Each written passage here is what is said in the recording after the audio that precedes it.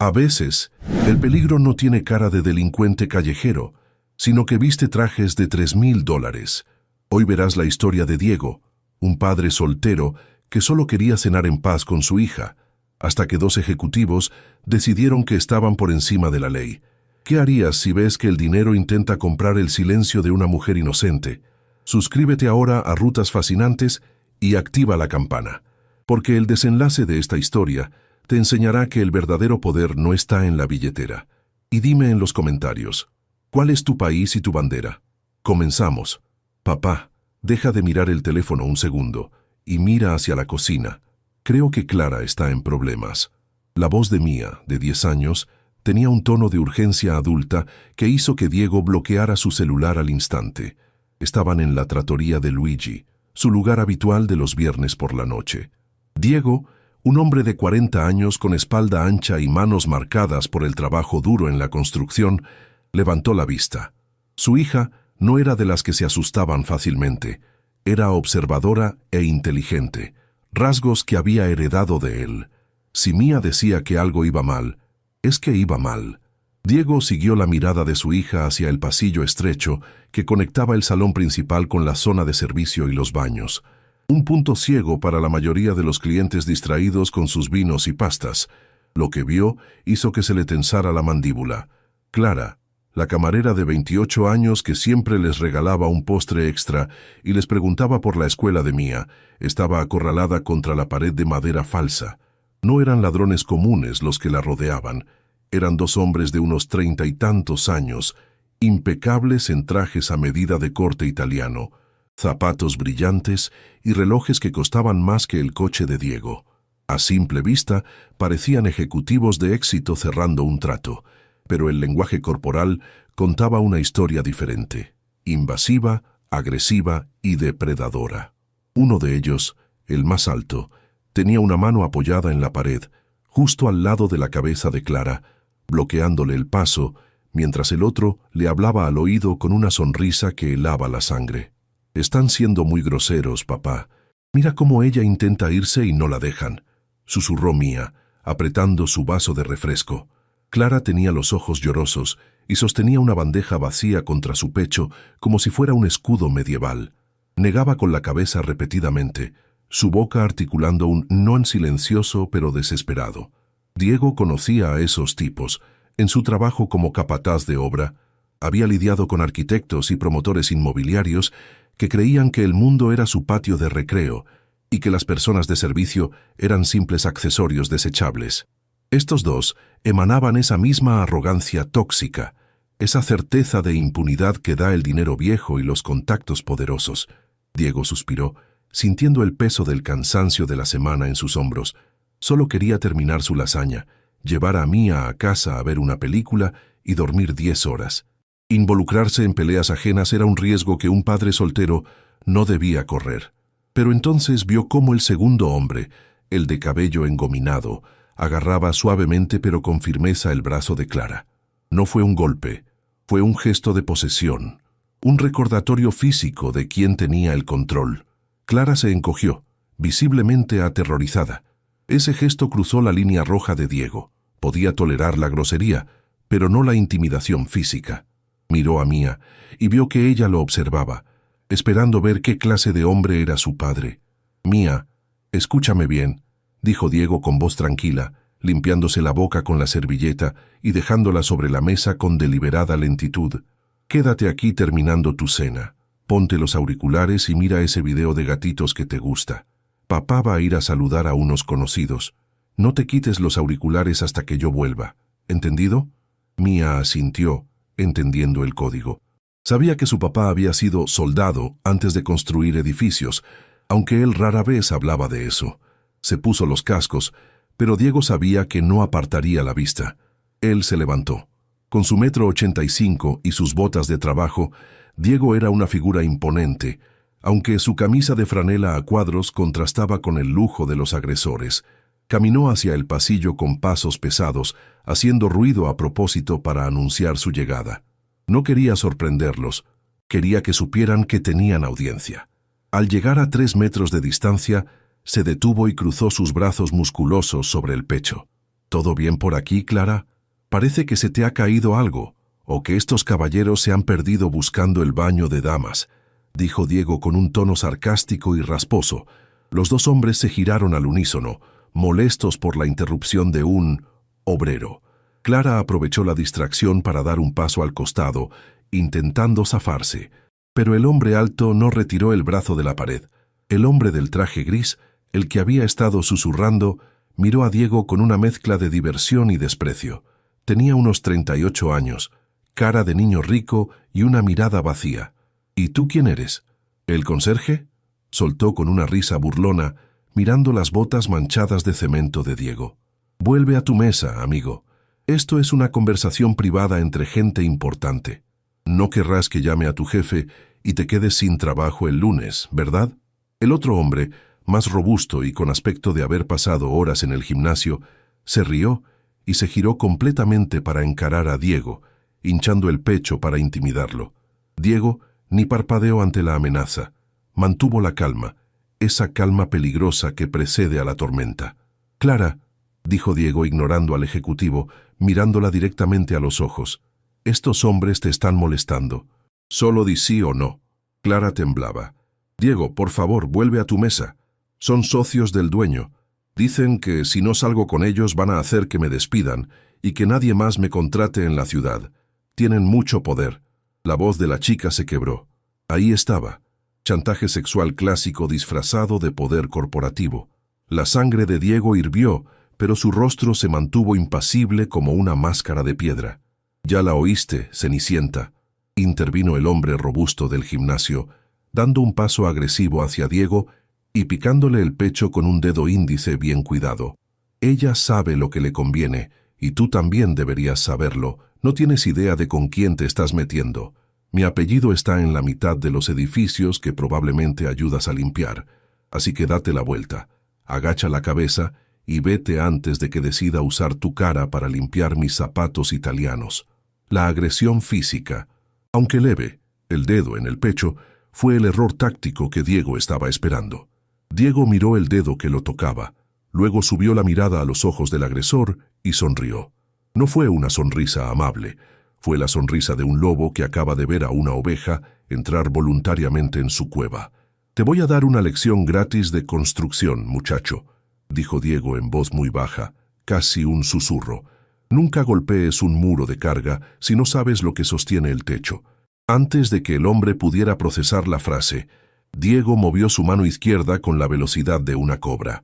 Agarró el dedo índice del agresor y lo retorció hacia atrás con una técnica precisa de control articular. El hombre de traje soltó un alarido de dolor. Sus rodillas se doblaron instantáneamente y cayó al suelo de rodillas, sometido por la presión inmensa en un solo dedo. El grito de dolor del hombre arrodillado cortó el murmullo del restaurante como un cuchillo afilado. «¡Ah, suéltame, psicópata! ¡Me vas a romper el dedo!», aullaba, mientras su cara se ponía roja del esfuerzo inútil por liberarse. Diego mantenía la presión justa, suficiente para inmovilizarlo, pero no tanto como para causar una fractura permanente, al menos no todavía. El segundo hombre, el de cara de niño rico, retrocedió espantado, mirando a su amigo, el fuerte del dúo, reducido a un guiñapo lloroso por un simple albañil. «¿Pero qué haces? ¡Estás loco!», gritó con voz aguda, perdiendo toda su compostura de ejecutivo intocable. «Suéltalo ahora mismo o te juro que te vas a podrir en la cárcel. Esto es agresión. Hay cámaras». Diego ignoró las amenazas y miró fríamente al hombre que tenía sometido. «Pide disculpas», ordenó con voz tranquila. «No a mí, a ella». Apretó 1 milímetro más el dedo, provocando otro gemido agónico. Lo siento, Clara. Solo déjame ir», balbuceó el agresor, con el ego destrozado frente a todo el local. Diego lo soltó bruscamente, empujándolo hacia adelante. El hombre cayó de bruces, jadeando y acunando su mano palpitante contra el pecho. Se levantó torpemente, con los ojos inyectados en odio puro, pero manteniendo la distancia. Sabía ahora que la fuerza bruta no le serviría contra ese hombre. El restaurante entero estaba en silencio absoluto. Nadie masticaba, nadie bebía. Todos eran espectadores de un drama que acababa de volverse muy real. Diego se sacudió las manos, como si hubiera tocado basura, y se giró hacia Clara. La joven estaba pálida, pegada a la pared, incapaz de procesar la velocidad con la que su defensor había neutralizado la amenaza. «Clara, ve con Mía», le dijo Diego suavemente, señalando su mesa. «Siéntate con ella y no dejes que mire hacia acá. Todo va a estar bien». Clara asintió frenéticamente y corrió hacia la mesa donde la niña, con los auriculares puestos pero los ojos muy abiertos, la recibió y le tomó la mano. Ver a su hija y a la camarera a salvo le dio a Diego la tranquilidad necesaria para enfrentar lo que venía, la inevitable contraofensiva de los poderosos. Recuperando el aliento y la arrogancia, los dos ejecutivos se reagruparon. El del traje gris, el líder, se ajustó la corbata con manos temblorosas y sacó su teléfono móvil último modelo. «Has cometido el error más grande de tu miserable vida, obrero», escupió con veneno. «No tienes idea de quién soy yo. Soy Marco Valenti, socio mayoritario de este edificio. Con una llamada puedo hacer que te arresten por intento de homicidio». Empezó a gritar para que todos lo oyeran, jugando el papel de víctima. «Todos han visto cómo este salvaje nos atacó sin provocación. Estábamos hablando con la empleada y él vino a golpearnos. Quiero testigos». Su estrategia era clara: usar su estatus para reescribir la realidad. En ese momento, el gerente del restaurante, un hombre bajito y nervioso llamado Luigi, salió corriendo de su oficina al escuchar los gritos. Al ver la escena, sus dos clientes VIP despeinados y furiosos, y Diego de pie en medio del pasillo como una torre inamovible, se llevó las manos a la cabeza. «Signore Valenti». «Por Dios, ¿qué ha pasado?», preguntó Luigi, ignorando deliberadamente a Diego y corriendo a auxiliar a los hombres de traje. Marco Valenti señaló a Diego con un dedo acusador. «Luigi, este animal que dejas entrar a tu local me ha agredido. A mí, a uno de tus mejores inversores. Exijo que lo saques inmediatamente y llames a la policía. Y despide a esa camarera inútil. Ella provocó todo esto coqueteando con ese tipo». Diego miró a Luigi, esperando un mínimo de integridad. Conocía a Luigi desde hacía años. Venía todos los viernes, pero vio cómo el miedo al dinero nublaba el juicio del gerente. Luigi se giró hacia Diego, sudando frío. «Diego, por favor, no quiero problemas», dijo el gerente en voz baja, evitando mirarlo a los ojos. «El señor Valenti es muy importante para el negocio. Mira lo que has hecho. Has asustado a los clientes. Tienes que irte. Por favor, toma a tu hija y vete. La cuenta corre por la casa, pero vete ya». La traición dolió más que cualquier golpe. Luigi estaba eligiendo proteger a los acosadores solo porque sus tarjetas de crédito tenían límites más altos. «¿Me estás echando a mí?», preguntó Diego, incrédulo, con una voz que retumbó en las paredes. «Luigi, estos hombres estaban acosando a Clara.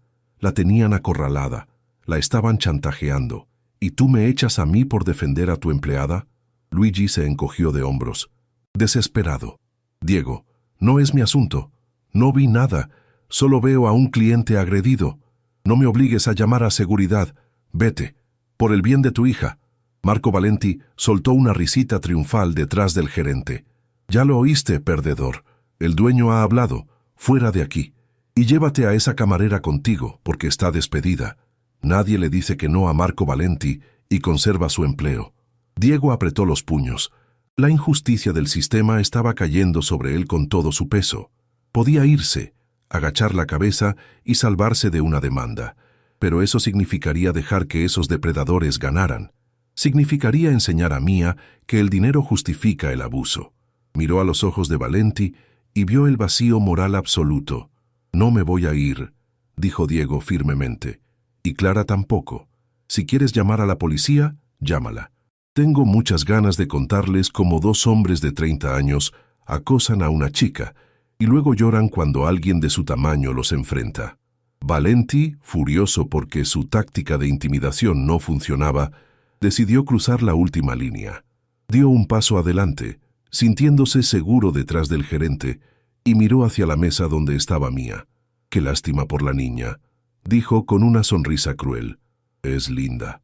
Sería una pena que tuviera que ver a su padre salir esposado y humillado. Quizás servicios sociales debería evaluarte. Un padre violento no es buen ejemplo». Tal vez deberíamos asegurarnos de que ella termine en un hogar de acogida más civilizado. Fue un golpe bajo, sucio y directo al corazón. El tiempo se detuvo. La mención de Mía y la amenaza velada de quitársela transformaron a Diego. La calma fría desapareció, reemplazada por una intensidad oscura y letal. Sus pupilas se dilataron. Dio un paso hacia Valenti, y esta vez el gerente Luigi se apartó instintivamente, sintiendo el aura de peligro real. «Escúchame bien, parásito», susurró Diego, acercando su rostro al del millonario, quien de repente sintió que se le secaba la boca. «Puedes amenazarme a mí, puedes intentar quitarme el trabajo, pero si vuelves a mencionar a mi hija, la policía no llegará a tiempo para salvarte». Justo en ese instante de tensión máxima, las sirenas azules iluminaron las ventanas del restaurante. La policía había llegado, pero no la había llamado Valenti. Policía uniformados, con las manos cerca de sus fundas y miradas de alerta. Las luces azules y rojas de las patrullas rebotaban en las paredes, pintando la escena de una urgencia caótica. Al verlos, el rostro de Marco Valenti cambió instantáneamente. La mueca de odio y miedo desapareció, reemplazada por una máscara de víctima afligida ensayada a la perfección. «Oficiales, aquí, gracias a Dios que han llegado», gritó Valenti, levantando los brazos y corriendo hacia ellos, señalando dramáticamente a Diego. «Este hombre es un maníaco. Nos ha atacado salvajemente. Miren a mi socio, le ha roto la mano. Tienen que detenerlo antes de que mate a alguien». Los policías se desplegaron en abanico, evaluando la situación. Vieron al amigo de Valenti en el suelo, gimiendo y acunando su dedo hinchado. Vieron a Clara llorando en una mesa lejana abrazada a una niña, y vieron a Diego parado en el centro, inmóvil, con las manos visibles y abiertas, sin mostrar resistencia pero tampoco sumisión. El oficial al mando, un hombre robusto de unos 50 años con bigote canoso y galones de teniente en el hombro, frunció el ceño. Ignoró los gritos histéricos de Valenti y caminó directamente hacia el centro del conflicto. «¿Quién está a cargo aquí?», preguntó con voz grave, mirando alternativamente al gerente Luigi y a los hombres de traje. «Yo soy la víctima aquí», insistió Valenti, interponiéndose en el camino del teniente. «Soy Marco Valenti, del grupo inmobiliario Valenti. Conozco al alcalde personalmente. Exijo que espose a ese animal ahora mismo. Es un peligro público. Nos agredió sin provocación mientras cenábamos tranquilamente. Quiero presentar cargos por asalto, agresión y angustia mental». Valenti hablaba rápido, usando su verborrea legal y su apellido como un mazo para aplastar cualquier duda. Estaba acostumbrado a que la policía fuera su seguridad privada, a que su palabra fuera ley. Pero el teniente no parecía impresionado. Sus ojos estaban fijos en Diego, entrecerrándolos como si intentara resolver un rompecabezas en su memoria. Diego no dijo nada. Mantuvo la postura relajada pero lista, la misma que le habían enseñado hacía 2 décadas en la academia militar. Sabía que gritar o discutir con un policía armado era la forma más rápida de terminar en el suelo. Miró al teniente a los ojos y asintió levemente, un gesto casi imperceptible de reconocimiento profesional. El teniente se detuvo en seco a 1 metro de Diego. El silencio se alargó incómodamente. Valenti, confundido por la falta de acción, volvió a ladrar. «Es que son sordos. He dicho que lo arresten, o tengo que llamar a sus superiores para que hagan su trabajo». El teniente giró la cabeza lentamente hacia Valenti y le lanzó una mirada que lo hizo callar de golpe. «Señor Valenti, si no cierra la boca en este instante, lo arrestaré por obstrucción a la justicia. Déjeme trabajar». Luego volvió su atención a Diego. Una sonrisa de incredulidad comenzó a formarse debajo de su bigote. El teniente se enderezó, juntó los talones y, para sorpresa absoluta de todos en el restaurante, hizo un saludo militar formal, llevándose la mano a la gorra. «Sargento Mayor Diego, ¿es usted? No me diga que es usted el ismaníaco del que habla este tipo». El restaurante entero soltó un suspiro colectivo de asombro. La mandíbula de Marco Valenti cayó hasta el suelo. «¿Sargento?», balbuceó, mirando a Diego con ojos desorbitados. «Pero si es un albañil». «Mire sus botas, está sucio». Diego devolvió el saludo con un movimiento seco de cabeza y relajó la postura. «Hola, teniente Silva. Ha pasado mucho tiempo. Veo que finalmente te dieron ese ascenso que merecías. La dinámica de poder en la sala dio un vuelco de 180 grados. Ya no era un obrero contra un millonario. Era una leyenda respetada contra un civil molesto. El teniente Silva se giró hacia sus subordinados, que miraban confundidos. Oficiales, bajen la guardia. Este hombre es Diego El Muro Ramírez. Fue mi instructor en las fuerzas especiales y el hombre más condecorado de nuestra unidad antes de retirarse para cuidar a su familia. Si él le rompió el dedo a ese sujeto, les aseguro que tuvo una razón de peso y que el tipo tuvo suerte de que solo fuera un dedo. Silva miró a Diego con respeto absoluto. Sargento, ¿cuál es su versión de los hechos? Su palabra vale más para mí que la de cualquier político de turno. Diego señaló a Clara y luego a los dos hombres. Su voz era tranquila, reportando los hechos como si estuviera en una misión. Teniente, estos dos sujetos estaban acosando a la camarera, Clara. La tenían acorralada contra la pared, impidiéndole el paso y coaccionándola bajo amenaza de despido. Intervine verbalmente. El sujeto en el suelo intentó agredirme físicamente picándome el pecho e invadiendo mi espacio. Neutralicé la amenaza con una llave de control mínima. Luego, el señor Valenti, aquí presente, amenazó con usar sus influencias para quitarme la custodia de mi hija, que está sentada allá. Eso escaló la situación. Al escuchar la mención de la amenaza a la hija, el rostro del teniente Silva se oscureció. Se giró hacia Valenti con una mirada que prometía problemas serios. ¿Usted amenazó a la hija de un veterano condecorado? Amenazó a una menor. Valenti, dándose cuenta de que su dinero no le servía de nada en ese momento, empezó a tartamudear, retrocediendo. Fue un malentendido. Yo solo dije que es su palabra contra la mía. No tienen pruebas. Soy un hombre respetable. ¿Pruebas? Interrumpió Diego con una media sonrisa.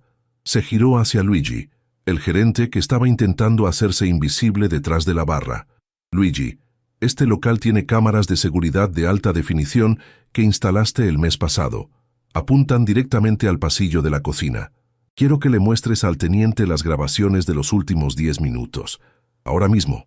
Luigi se puso pálido. Estaba entre la espada y la pared, traicionar a su cliente rico o mentirle a la policía y a Diego. Miró la cara severa del teniente Silva y supo que no tenía opción. Sí, claro, están en la oficina. Pasen por aquí, oficiales, dijo Luigi con voz temblorosa, sellando el destino de Valenti. El grupo se trasladó a la pequeña y abarrotada oficina del gerente, donde el aire estaba viciado por el olor a estrés y café rancio. Luigi, con manos temblorosas que apenas podían sostener el ratón, hizo clic en el archivo de video correspondiente a los últimos 15 minutos.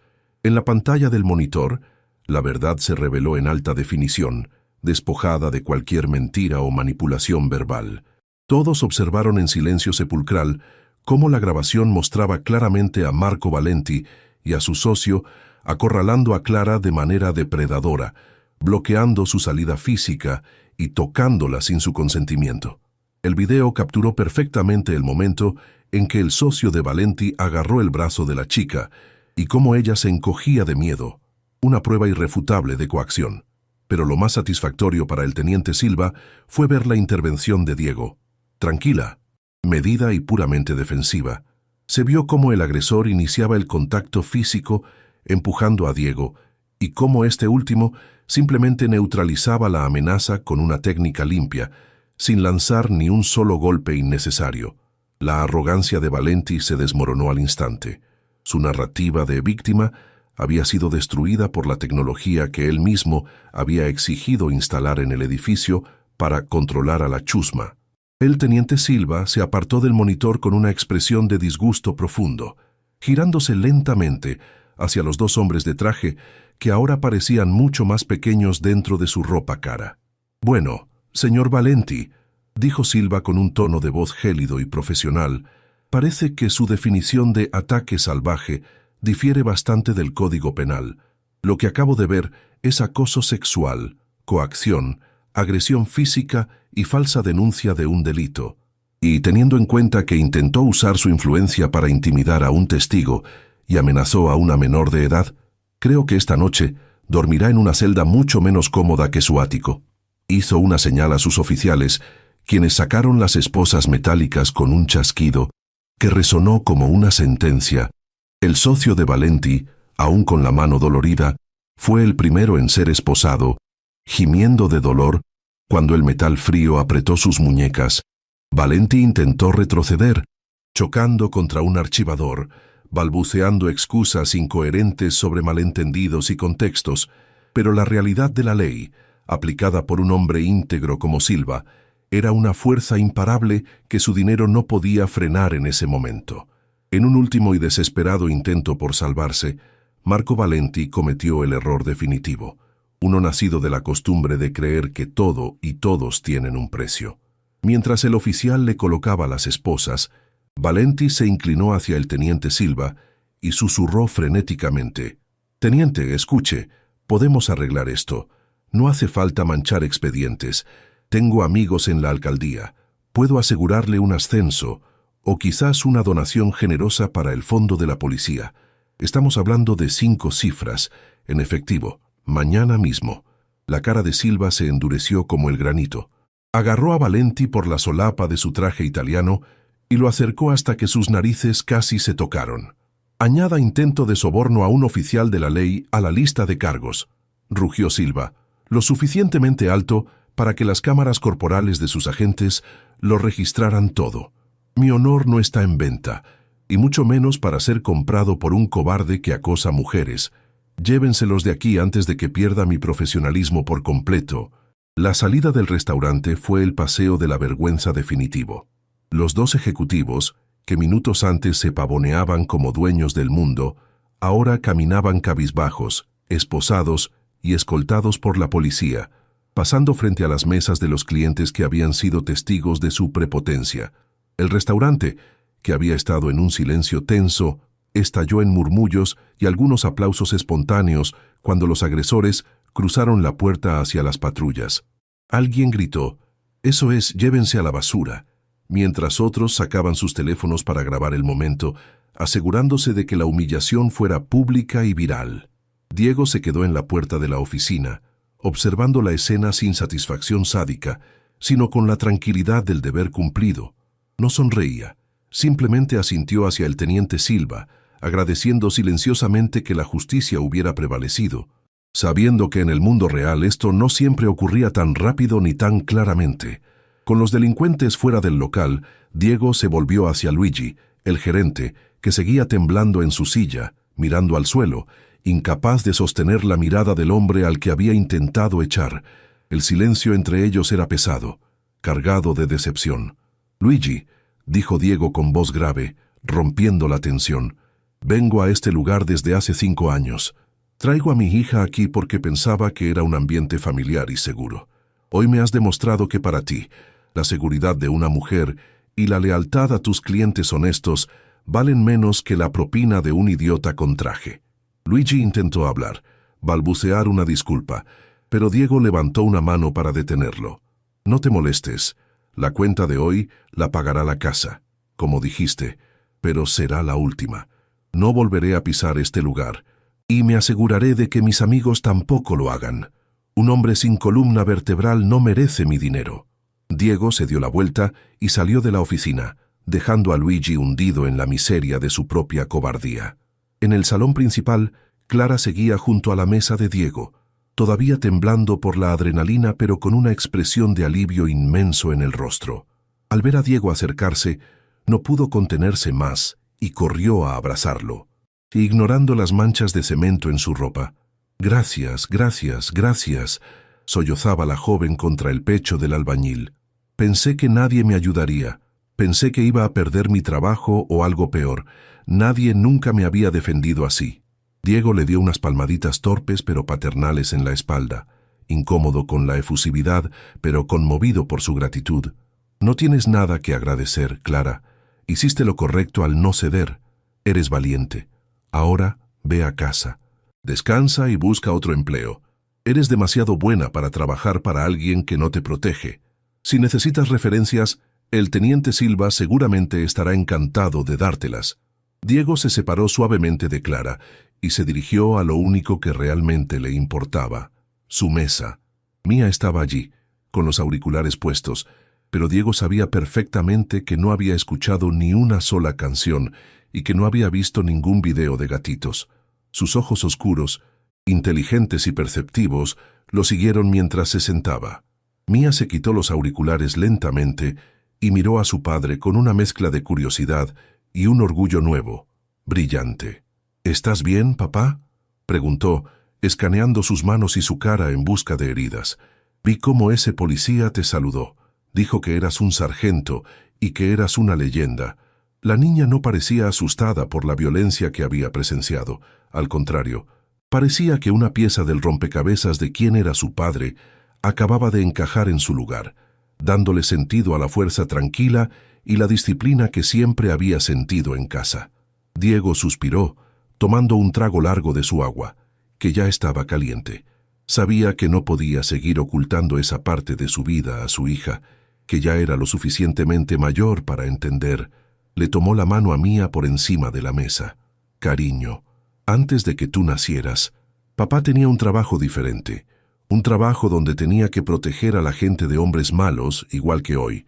Fui soldado durante mucho tiempo, pero lo dejé porque encontré una misión mucho más importante, ser tu papá y construir casas donde la gente pueda ser feliz». Mía sonrió apretando la mano callosa de su padre. «Creo que sigues siendo un soldado, papá. Solo que ahora no usas uniforme, y me gusta más así, porque así puedes cenar conmigo». Esa frase simple y honesta fue la mejor medalla que Diego había recibido en toda su vida. Mientras padre e hija terminaban su cena interrumpida y se preparaban para irse, ninguno de los dos se percató de que la justicia moderna ya estaba actuando a la velocidad de la luz. Uno de los comensales, un joven estudiante universitario, había transmitido en vivo todo el incidente desde su teléfono. El video, titulado «Albañil héroe destruye a empresario acosador y resulta ser ex fuerzas especiales», ya tenía 50.000 visitas y subía como la espuma en las redes sociales. Los comentarios no paraban de llegar, alabando la valentía de Diego y condenando la actitud de Valenti y la cobardía del gerente. Sin saberlo, Diego Ramírez se estaba convirtiendo en el rostro viral de la dignidad obrera, y la reputación de Marco Valenti estaba siendo desmantelada píxel a píxel antes de que siquiera llegara a la comisaría para llamar a su abogado. En la parte trasera de la patrulla policial, Marco Valenti sentía que su mundo se derrumbaba. Su teléfono, que los policías le habían permitido conservar momentáneamente antes de procesarlo, comenzó a vibrar incesantemente. No era su abogado, ni su esposa. Eran notificaciones de sus socios comerciales, enlaces a noticias locales y mensajes urgentes de la junta directiva de su empresa. «Marco, ¿qué demonios hiciste? Hay un video circulando. El contrato con la ciudad está en peligro». El sudor frío le recorrió la espalda. Se dio cuenta, demasiado tarde, de que al subestimar a ese hombre de botas sucias y camisa de franela, no solo había perdido una pelea de bar, había cometido un suicidio social y profesional. Diego le había advertido sobre no golpear un muro de carga, y Valenti acababa de derribar el edificio entero sobre su propia cabeza. La mañana siguiente amaneció con una tormenta, pero no meteorológica, sino digital. Cuando Diego despertó y fue a la cocina a preparar café, encontró a Mía pegada a la tableta con los ojos brillantes de emoción. «Papá, mira esto, eres tendencia número 1», exclamó. El video del incidente había explotado durante la noche, acumulando millones de visitas en todas las plataformas. Los noticieros locales y nacionales habían recogido la historia, titulándola «El héroe obrero contra la tiranía corporativa». Mientras Diego dormía la tranquilidad de los justos, Internet había hecho su trabajo, convirtiendo su defensa de Clara en un símbolo de resistencia. Por el contrario, para Marco Valenti, el amanecer trajo el infierno. Su rostro estaba en todas las portadas, etiquetado como acosador y corrupto. La sociedad, harta de los abusos de poder, había dictado sentencia mucho antes que cualquier juez, y el veredicto era unánime: culpable y cancelado. Las consecuencias profesionales para Valenti fueron tan rápidas como devastadoras. A mediodía, la junta directiva de su propia empresa inmobiliaria emitió un comunicado de prensa distanciándose de él y anunciando su destitución inmediata por conducta incompatible con los valores de la compañía. Sus amigos en la alcaldía, esos mismos con los que amenazaba al teniente Silva, borraron su número y fingieron no conocerlo para no verse salpicados por el escándalo del soborno grabado en cámara. Valenti no solo perdió su empleo y sus acciones, su esposa, humillada públicamente por el video donde él acosaba a otra mujer, solicitó el divorcio y congeló las cuentas conjuntas. El hombre que creía ser intocable descubrió de la peor manera que el poder construido sobre el miedo es un castillo de naipes que se derrumba con un solo soplo de verdad. El gerente Luigi tampoco escapó de la justicia kármica. La trattoria de Luigi, que durante años había sido un lugar próspero, se convirtió en un pueblo fantasma de la noche a la mañana.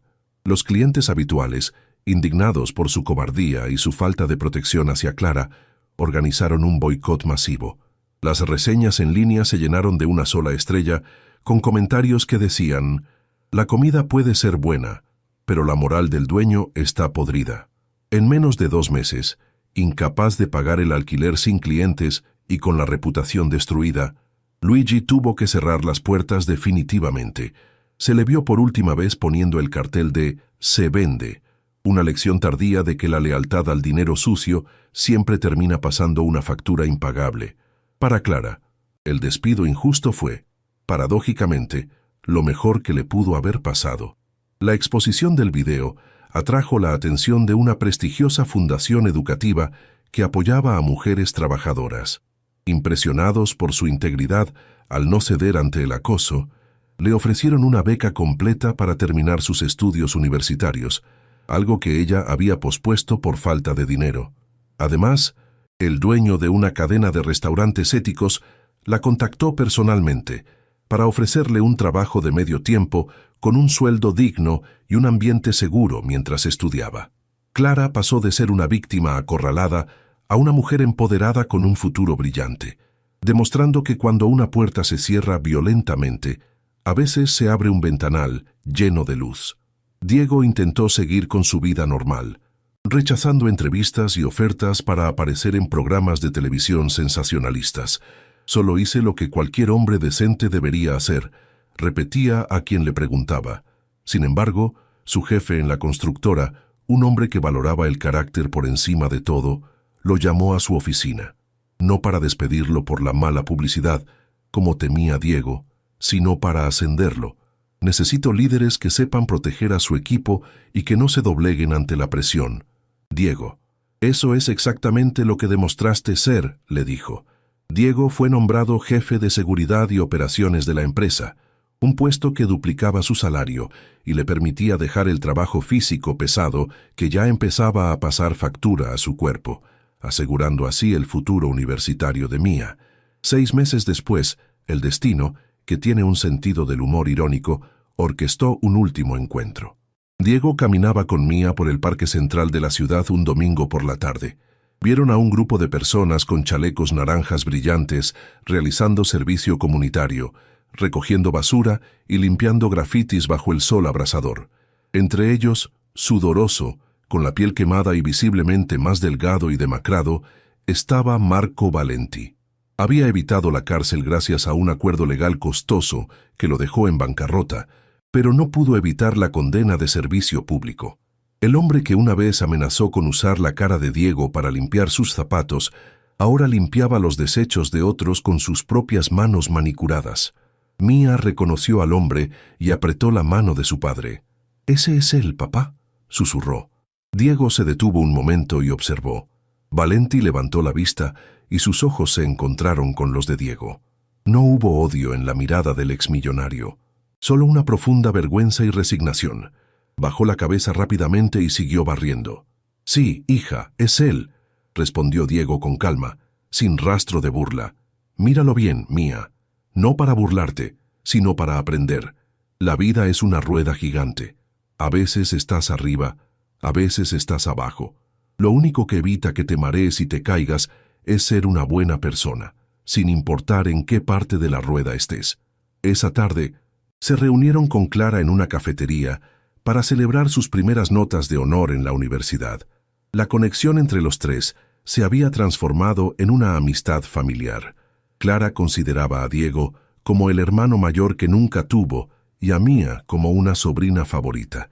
Mientras reían y compartían pasteles, Clara sacó una pequeña caja de regalo para Diego. Dentro había un llavero de plata con forma de escudo y una inscripción grabada: para el muro que me protegió cuando el mundo se me venía encima. Diego, el hombre duro de fuerzas especiales que rara vez mostraba emociones, tuvo que mirar hacia otro lado para ocultar la humedad en sus ojos. Mía creció con esa lección grabada a fuego en su corazón. Ya no veía a su padre solo como el hombre cansado que llegaba con polvo de cemento en las botas, sino como un guardián silencioso, un héroe real que no necesitaba capa ni superpoderes, solo coraje y principios. En la escuela, cuando le preguntaron qué quería ser de mayor, no dijo doctora o astronauta. Dijo: quiero ser fuerte como mi papá, para que nadie tenga miedo cuando yo esté cerca. Esa redacción escolar, que la maestra envió a casa con una nota de felicitación, terminó enmarcada en la pared de la sala de Diego, valiendo más para él que todas las medallas militares guardadas en su cajón. La historia de Diego y Valenti se convirtió en una leyenda urbana en la ciudad, una parábola moderna sobre el respeto y la dignidad. Nos recuerda que el estatus no se compra, se demuestra, que un traje caro puede esconder a un ser humano barato, y que unas botas sucias pueden llevar los pasos de un gigante moral. Al final del día, cuando las luces se apagan y el dinero no sirve de nada, lo único que queda es quiénes fuimos para los demás en sus momentos de oscuridad. Y como Diego le enseñó a aquel agresor esa noche en el restaurante, nunca intentes derribar a alguien si no sabes de qué material están hechos sus cimientos.